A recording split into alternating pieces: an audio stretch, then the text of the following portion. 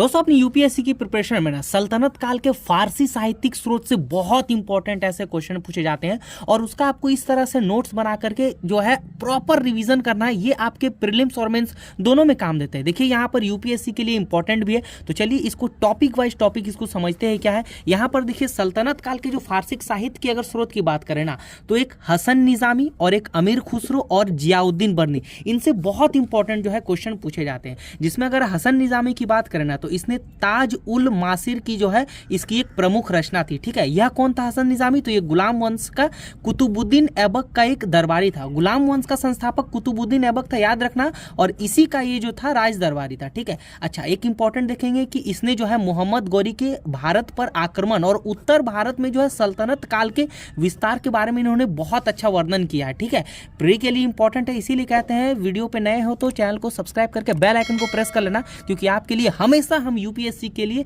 Helpful content लेके आते हैं। नेक्स्ट हम वेरी वेरी इंपॉर्टेंट देखेंगे, अमीर खुसरो को देखेंगे। ठीक है, देखिए अमीर खुसरो को ना तूतीय हिंद कहा जाता था, मतलब कि हिंदुस्तान का तोता। ठीक है, इसने क्या किया? तो इसने बलबन से लेकर के गयासुद्दीन तुगलक के शासन काल तक जो है अपना योगदान दिया। यानी कि गयासुद्दीन तुगलक और जो है बलबन के शासन काल में इन्होंने बहुत इंपॉर्टेंट जो है इतिहासकार के रूप में कार्य किया। इसकी प्रसिद्ध फारसी रचना क्या थी? तो तारिक-ए-अलाई और तुगलकनामा, याद रखना इंपॉर्टेंट है। तारिक-ए-अलाई किससे संबंधित था? तो ये अलाउद्दीन खिलजी से संबंधित था, और तुगलकनामा संबंधित था आपका गयासुद्दीन तुगलक से था। अच्छा, अलाउद्दीन खिलजी से ही संबंधित क्या था? बाजार नियंत्रण था, जिसमें मंगोलों का आक्रमण का वर्णन जो है अमीर खुसरो ने किया है, याद रखिएगा। ठीक है, अच्छा जियाउद्दीन बर्नी के बारे में हम पढ़ेंगे, तो ये दिल्ली सल्तनत का एक प्रमुख इतिहासकार था।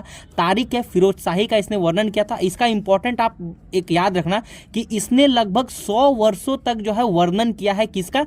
1250 से लेकर के 1350 तक का इतिहास का जो ये वर्णन किया है दिल्ली सल्तनत का। ठीक है, इसके बाद यहाँ जगह नहीं बचा था, यहाँ उसके लिए अभी लेकर के आ चुके हैं।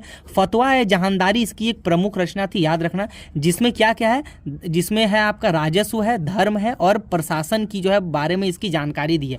तो ये बहुत इंपॉर्टेंट टॉपिक है। अगर आप पढ़ते हैं तो आप कंफ्यूज नहीं होइएगा कि कौन मुगल का है और कौन फारसी का है और कौन सल्तनत का है।